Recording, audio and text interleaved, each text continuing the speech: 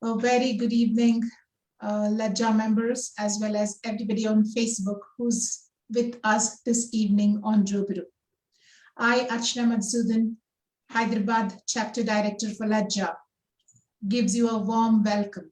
And today we have a stalwart from our LGP, Mrs. Meena Shah. Welcome, Mrs. Meena Shah. Thank you. Thank you very much. Laja needs no introduction. Laja is India's first forum for women, a forum for women, by women, with sole focus on overall and holistic development of women, both as an individual and as a professional. Remember, we are not an empowerment forum. We are here to help women develop their latent potential. A woman is the central nucleus to a wide network of individuals and relationships. Only when this nucleus is strong and healthy will the universe work in harmony. Hence, we at Laja conduct daily discussions, workshops, seminars, and conclaves throughout the year, focused on effectively maintaining a work-life balance and developing a woman to understand her inner strengths.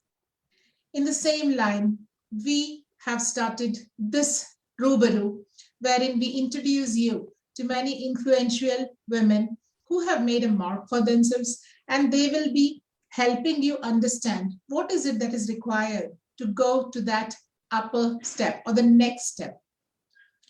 I'm proud to introduce you to Mrs. Meena Shah from Mumbai. She is a commerce graduate who has also completed her B.Ed. And talking about her profession, she is an educationist with 35 years of industry experience. She is a curriculum planner, an author, a compiler of educational workbooks for children. Mrs. Shah, I would like you to talk about your work. Well, I think you have said a lot about my work. Yes, I am very passionate about my work. And as you said, I have been carrying it on for almost 35 years. I was only 20 when I began teaching in the school. My first salary being rupees 300.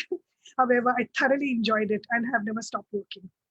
So I have worked in various institutes for almost 10 years in Ahmedabad. And then, of course, a few years, I was a part of Mrs. Leena Asher's team at Billabong and Kangaroo Kids. And then I went on to start work on my own. So that is how Star Child came about. Wonderful. What is Star Child, Mrs. Shah? So initially, Star Child was the name of my workbook. I created it for my son. And of course, I wanted to print it, And my husband was like, nobody's ever going to buy your book. However, I self-printed 100 books and it was a big hit. And soon it was taken over by the Delhi publisher, Janta Book Depot. So yes, so all the matter from Star Child later on, as Star Child, or rather the world changed, right? The world changed into a digital world. I decided to go digital, and that is how the online Star Child was born. So what I understand is you are an educational portal and you compile workbooks for children. And what grades are these for? Okay. So our online portal does not compile workbooks, but we have online quizzes. Mm-hmm. So these quizzes are gamified. So what happens is children can come online and they can, sort of practice and revise their school syllabus. So if they want to practice maths or if they want to do their grammar or they want to even practice science, they can come to our portal and do that. This is for children from standard 1 to 7. So as they, as they sort of solve their worksheets, they go through 10 levels of a game. And at each level, they win medals, they get titles, so it's like a video game, but in education. So instead of playing mindless games, this would be, I think, more beneficial as they learn and study and play, so I call it vision play to learn. Oh, that's interesting. So you believe in the playway method of teaching children because that is more engaging and children tend to learn faster with this methodology. Absolutely. I believe that whenever learning is fun and interesting, it is forever. The minute you force children to study, or to learn in any, how do I put it? If anything is force fed, whether it's you or the children, it's adults or the children, we don't like it. We tend to rebel. We don't want to do it. It's a more of a burden to us. So why not a game? Then it becomes, of course, fun. And whether it's a game or any way of learning which is interesting, I think learning is forever. And so you first started off with experimenting it on your son. And then because it was a huge success, you implemented it throughout. Yes. As a matter of fact, when my son was young, there was no internet, right? He's 25 years old today. And in those days, there was no internet, and we had those floppies. So I used to buy these floppies which had these kind of games. And he used to play on it. So that is how I thought of the idea of doing it online in this manner. Lovely. And what all subjects are included in these gamified versions of study? Yeah, so we have science, we have maths, we have English language, and even social studies, history and geography. So this helps, in the school work, directly in the school, syllabus. So they can give, even if you, for example, they could do this before a test. They could do it just on weekends or at the end of the day to revise what was taught in school. So there are many options depending on what the parents, of course, are looking for. So you mean parents need not stress over helping or asking the child to work on revised things, and they can just ask the child to play this game, and you're there. Yes, absolutely. So and see, not only is the material ready, so parents don't have to sit and create stuff or buy books. They just go online and they do it immediately. And secondly, they're great time savers because each worksheet or each quiz is only 15 marks, and it's interactive and it is assessed immediately. So if the answer is correct, they get a smiley face. If the answer is wrong, they get a sad face, And we know that children have a short attention span, and therefore we have kept them very short so they can be done within 3 to 5 minutes. So if your child sits on that computer just for 15 minutes, he can actually revise 2 chapters. So isn't that great? That's interesting. That's really interesting. And especially when children have such very short spans.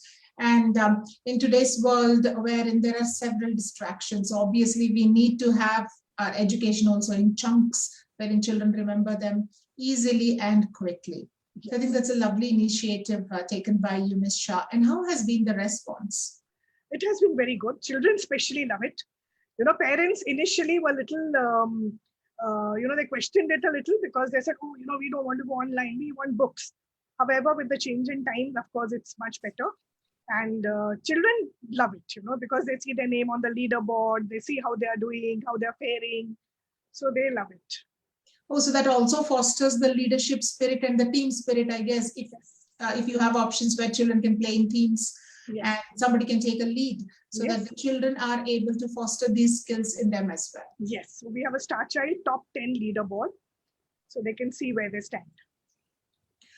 Amazing. And how do you think, because today we see many memes and all surrounding children in today's education world saying the Corona batch, especially if you look at the passing out batches of the 10th and 12th, wherein, the education has been disrupted completely. Yes. And the exams have been held on hold. Exams have not been conducted. Children just pushed on to the next class.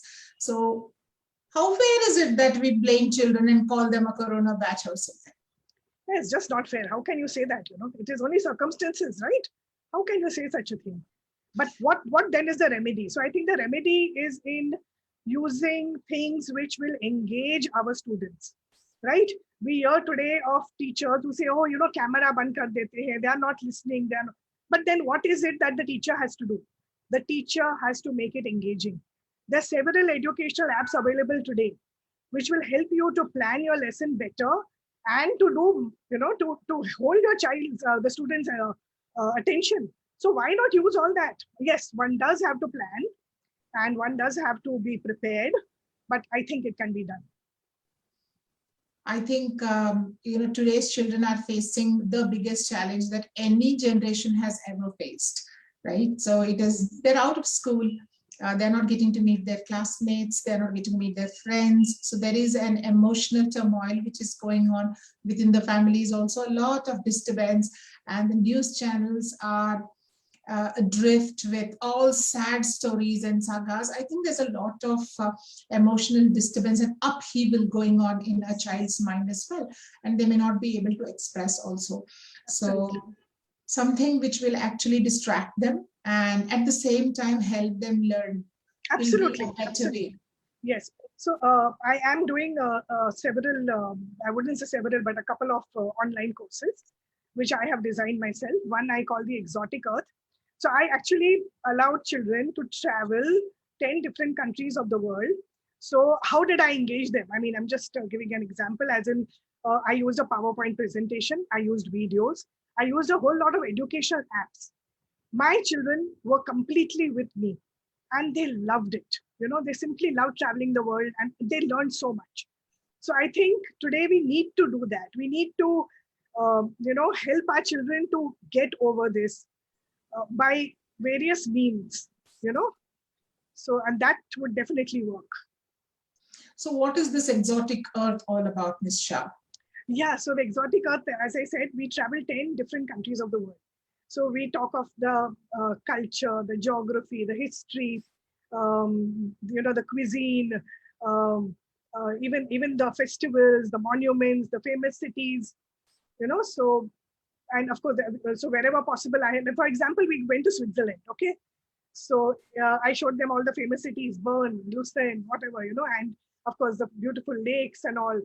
And then we went to a ski resort and we went skiing, I mean, I myself still think of it. I'm like, wow, I loved it. So we actually went skiing. And then I spoke of, we went to a yodeling contest. And I also spoke of how Kishore Kumar used to yodel, you know. And of course, then we brought the cows home in the festival that occurs there. So we also traveled on the Glacier Express, and we, we went to the Matterhorn. So, so these are the various things we did. And of course, we ate cheese there, the fantastic cheese that they have, and the, what is the cheese dip, and what is it called? I forget the name now. The fondue. Yeah, the cheese fondue. So, so we did all these things, and it was fantastic for them and for me. I still recollect it. So we do this with 10 different countries of the world. So I am going to introduce this again in July, and where we will do this once a week. Oh, that looks nice, a virtual tour and Yes. engaging in every activity that the place has to offer, including the cuisine and the games and everything. So now coming out of the mind of an educator and how to make learning and teaching interesting, Ms. Shah, as an individual, what type of a person are you? I'm quite, how do I say, I'm a very gentle person. I'm very peaceful. I'm very focused, and I'm very strong too, And I believe that, one must tolerate a lot of things sometimes in life to, to adjust and to tolerate, I think is one of a big virtue today. So yes, this all makes me. Indeed, you already stated your mental strength when you said that your work was actually not appreciated, when you said that you wanted to do this and you just went ahead and did it and become a huge success. So that clearly indicates that one needs to have that mental grit and determination to go forward, and there is nothing to stop this person. Yeah. Okay, so what is Laugh a Lot Club for Children, Ms. Shah? As you said, that today's children, they don't have friends. They're not going out. They're not allowed to, meet their own friends. And so when I did my classes, when I used to watch the children, though they spoke to me, they were very friendly with me. I noticed a sadness in them sometimes, so, and that's when I thought, I must do something for these children. And suddenly the idea of Laugh a Lot Club came along. So what we do is, we are not, it's a completely free thing. It's a not-for-profit initiative by Star Child, where the children come together. We have it every Saturday morning at 11 o'clock. Children come together and we play games, of course, albeit online. We tell jokes, and, children, of course, participate by talking to each other, discussing things, and it's a lot of fun. So but it's basically that: games, jokes, riddles, puzzles, things like that. And we just get together and have fun. That's it. Right. So you have this virtual community of children wherein they just let their hair loose and get to know each other, have fun, interact, know more at the same time. A lot of stress relief activities, I guess. Yes. And the children attend regularly, and it's a lot of fun. They're eagerly waiting for it. We even tell the children to prepare the games. Instead of just us doing it, we give them turns. That today, these two will make you play the games. So turn by turn they do it, and yeah, it's good. I'm very happy that I'm doing it. Oh, yes, I can see the excitement on your face right now. So I can only imagine what you would be like in a classroom with children full of excited, cheerful faces looking forward to your activities. So any out of the box thing which you do to surprise children? I'm not sure of that, because how do I put it? Everything is a little planned. I mean, no, laugh a lot is not planned at all. Okay, laugh a lot happens just as, for example, the last time, I had just showed them a game called Hangman. I mean, which is very common. However, they had never played such a game. So, so we all of a sudden I said, okay, come on, let's play that, and we did that. But my other classes are of course very structured, except for laugh a lot. Okay, so what about the reading program, which is very dear to you, Ms. Shah? Yes, so that also began some years ago. Of course, at that time it was not online. And the idea was, I see a lot of children not reading.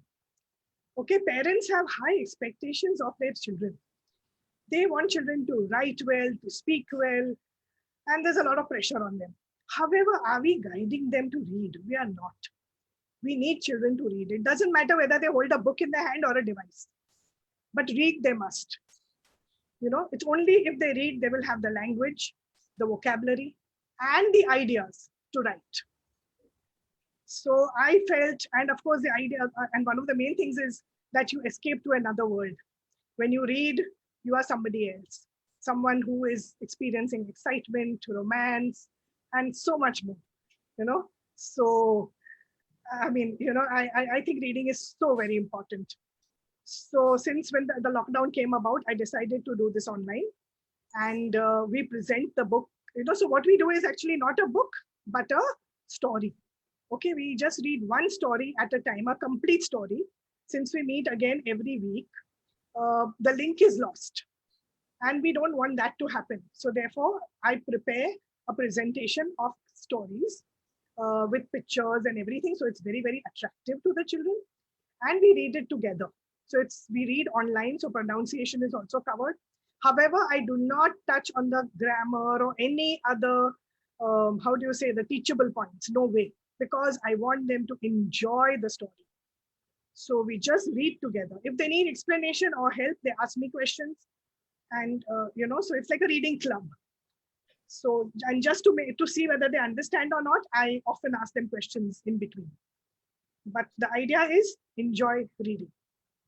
And do children actually elicit interest in reading? Absolutely. Those who are coming, yes. I want more and more children to join in. Again, I'm not doing this at a very high price or anything. The idea is not to make money, but to spread the love of reading. So yes, I do have a few children. I have around 10 children who are reading with me at the moment. However, we can have more children. Why not? Because like I said, the idea is children must read. They must love to read. They must, use their, how do I put it, their imagination. When we watch a movie, it is somebody else's imagination. It is not your own, right? So why not read and, imagine on your own? So that is what I want to really cultivate, the love for reading. I think that is one of the most important skills that one should develop. You should have a vivid imagination if you want to go anywhere in your life, for that matter. Absolutely, absolutely. So what has been your favorite book? I have read many books. I think the last one was Ikigai, which is of course non-fiction, but I really enjoyed it. I felt initially when I picked up that book, I said, this is for young people. This is not for me. I have found my Ikigai. However, when I read it, I was so impressed by it. And I feel that I could probably, apply some of those techniques mentioned there. And yes, I do. I also enjoyed many of our Indian authors. If you go to fiction, Amish, I really enjoy reading Amish's books. I used to enjoy reading Arthur Haley. I also enjoyed, I forget the names, now, but most of the fiction books, James Baldwin, Arthur Haley. I really forget all the names now, but yeah, I've read quite a few books, and some of these authors have been my favorite. So once a reader, always a reader, I guess. Absolutely. And once you fall in love with books, you need no other addiction. I guess this is the biggest addiction that one can ever have. Yes. And it's a positive addiction, which always enhances you as a person. And it's never going to be detrimental in whatever angle you look from. So what is your approach to handling tough and difficult times, Mrs. Shah? Because you are an educator, you're a very positive person who encourages children, and especially when you are dealing with this age group of 1st standard to 7th standard. But these are the building blocks. So obviously you should have some strategy in mind which you should be placing, and that is where you are able to gel and strike that chord with these children. Yeah, so the answer to your first question is yes, tough people last, tough times don't. Yeah. So stranding power is one of the most important. One should not be bogged down by trouble. One should always try to find solutions. We look at problems. No, look at the solution for the problem. I sincerely believe in that, and I, of course, advocate it to everybody.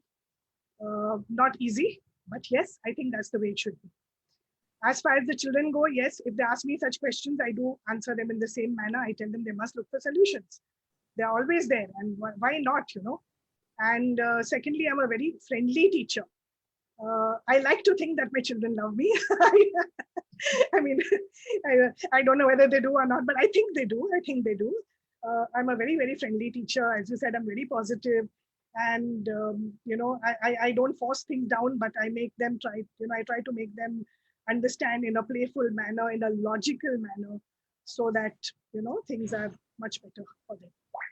You have that very smiling disposition and a very lovable personality. So I don't think any student would, detest you for anything. But per se, Ms. Shah, what if somebody irritates you and pushes you to the end? How would you react to such a child? I try my best to avoid such situations. I hate arguments. I hate family politics, whether it's family or otherwise. I've always stayed away from all of it. But however, if need be, I try, yes, to solve it, as I said, in a very positive manner. I try not to be irritated. I try to handle it in the best way possible, where we can come to some kind of a reasonable conclusion. So that's what I am. Yeah. So sometimes we have these children, because I am also an educator coming from the same industry, and we face the same challenges, I must say, but every teacher has his or her own methodology of handling things. So Mrs. Shah, there are some children who are, always vying for attention, and they disrupt the class if they don't get that attention. So what is your approach to such children? Well, I normally tell them that I would love to talk to them, but maybe after the class, I try to sort of do it that way so that they do get that attention. It's not they don't, but maybe after a while. So, that works much better. And maybe at that moment, initially, I try to satisfy the person in a second or two, so that at least they're satisfied, and then we go back, we push it back a little. But yeah, but if I have to be tough, I guess I am tough, yes, if I have to be. So what is the toughest stand that you have taken, Mrs. Shah? My tongue is very sharp.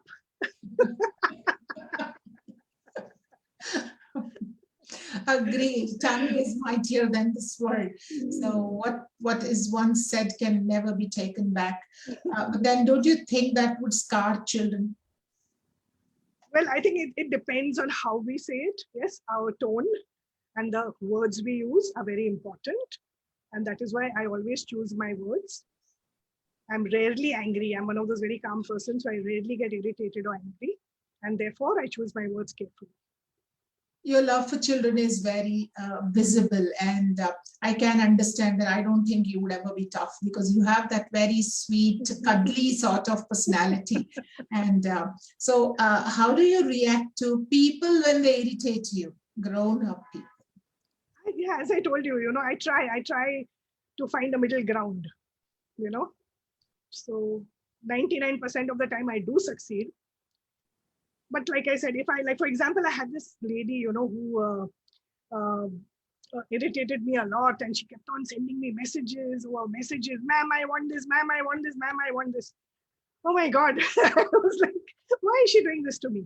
However, in the end, I just sent her a message saying, I said, please, ma'am, be patient, be calm. I'm working on it.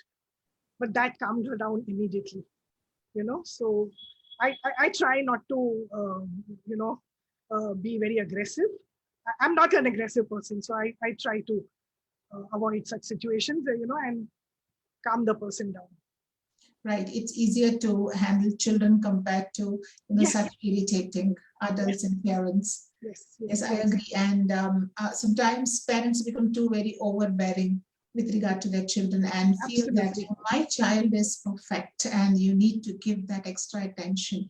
So it becomes a real challenge to handle such parents, and at the same time not make them feel offended. Yes. Because the child is also very cautious, and it may have a ripple effect. Absolutely. Absolutely. So that is why I believe, one needs to be calm and patient. One cannot, jump the gun kind of a thing. One needs to work on it carefully. And that is very important. Right. So you are blessed with several virtues, as I can see. So if you were given one additional superpower, what would that be? And what would you like to use that power for, Mrs. Shah? So if I had that power, I think I would simply use it to educate the world. I think there is no other greater tool than education. If one is educated, one can conquer the world. One's mind is open and one can accept so many things if one is educated.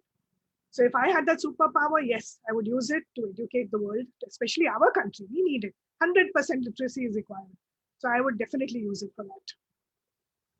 How do you think your work has helped you, or how do you think being with Laja has helped you spread your word of, having 100% literacy, or making at least a niche in whatever you are planning to do? Yeah, so so for Laja, I mean, how do I put it? The women at Laja and the sessions that we have, I have been a student for them. Okay, I have learned a lot in the various sessions. I am applying them, in much of my work to spread, awareness as well as to teach others. So I'm using a lot of it for that, and I'm very, very thankful to Laja, for giving me this opportunity, and to attend these things. And I think it's a great honor to be among such women, especially Riddhi, who thinks ahead and helps us. So I'm very grateful for that. Undoubtedly. So this is a very strong team of women. Like, we have our motto, by women, for women, with women, and we have been doing tremendous progress in assisting women in all sectors, whatever area required. And it was lovely speaking to you, Mrs. Shah. Any words or any message that you would like to give to our Laja women and our viewers today? Well, I would say be strong. Don't let anything defeat you. Follow your dreams and all will happen. That's very sweet. And what drives you? What is that inspiration? What is your that sweet spot which drives you to go ahead every single day? Well, I guess I have a dream. I have a dream that I should touch as many lives as possible in a positive way and help them. And yes, that drives me, definitely. I guess every educator has this dream of,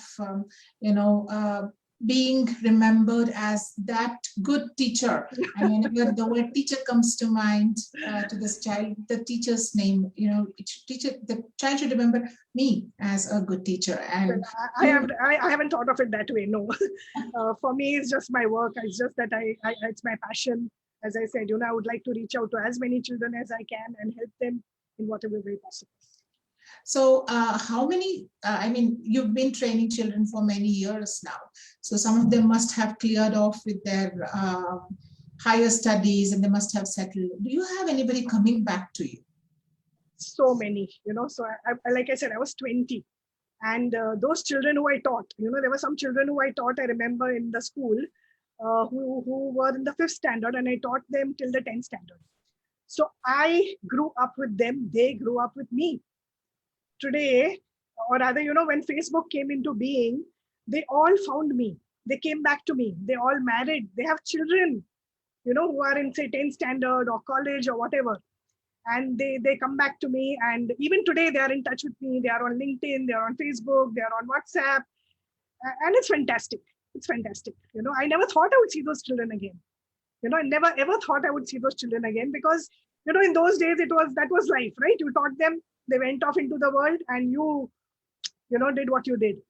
But today I have so many children who have come back to me, as I said. Some are settled abroad, some are of course in Bombay, some are elsewhere, but they all keep in touch with me, all. That is a lovely feeling, isn't it, Mrs. Shah? Absolutely. The social media has actually shrunk the world to such, we've literally become a global village. And when students whom we have taught, trained a couple of years ago, come back and, they refresh the memories that they have had with us, that is such a warm feeling. Like it's one of the best feelings. And absolutely. yes. So how has the face of education changed for you from when you were a 20-year-old teacher to now, Mrs. Shah? Well, I think it has changed immensely. Of course, today with everything going virtual, when I started off, it was chalk, paper, red pen. Today, we don't even use the red pen. We use a green pen. Yeah. Red says stop, green says go. And now that we are not even using that, everything is virtual. I also see a lot of difference, as in when we, at that time, of course, we needed to plan our lessons. But, the planning was very, how do you put it? It was flowing, Things changed as required. I don't know how to explain it to you. When you're in the classroom and situation changes, you need to change your plan, right? But today, on the virtual one has to stick to that plan. One has to be 100% prepared. At least that's what I believe, because you want to give your best. You want to be there 100% teaching the right thing. And therefore, you need to be 100% prepared. And that's what I do, So, I mean, ever since I taught, but at that time, it was a very, flexible situation. As I said, classroom situation changes, you change your plan, right? But today, that doesn't happen. One has to be 100% there. I'm sure you agree with that. I do agree. And which do you like? Well, both. I'm okay. As I said, I'm a very adjustable person, So I have adjusted to it pretty well. I like the idea that not that I have traveled for long. Children came to my home and I taught them. However, even this is good, so I'm okay with it. I think right now we are sitting at home and reaching children across the world. So we needn't travel anywhere now. Children need to come to us. Yes. So, and what I also find is that earlier, of course, it was, when I taught the children, they were only the children in my area, but today I have students in Bangalore, Noida, Pune, even Dubai. So that's fantastic. We are reaching out so far. Yes, indeed. And also the children get to interact with children from different backgrounds, different places, and the learning curve enhances. Absolutely. I agree. So it was indeed amazing having you on our show and giving us so many insights about who you are, what you do, and how you have touched lives across age groups, across boundaries, and across decades also. Such a huge span of time, I must say. Yes. So you are an inspiration to show that how you need to change according to the times, and you need to mold yourselves to the changing times so that not only you succeed yourself, but also help others succeed in whatever endeavors they have undertaken. Yes, I think it is very important. There are many people who are, I should not use the word, but they feel that, I don't know what word to use, but they don't want to use technology. But I think technology is for our betterment and we should make the best use of it. So one must adapt to it. It's very important. Right. So it was amazing having you on our show, Mrs. Shah, and looking forward to maybe having one of your reading clubs or Laugh a Lot club, so that it can be implemented and people actually engage in such activities and come out of. I mean, yes, technology we have to adopt, but then getting completely into technology and making gadgets our world is again a bane. Is what I guess that's a topic for another day, I guess. So.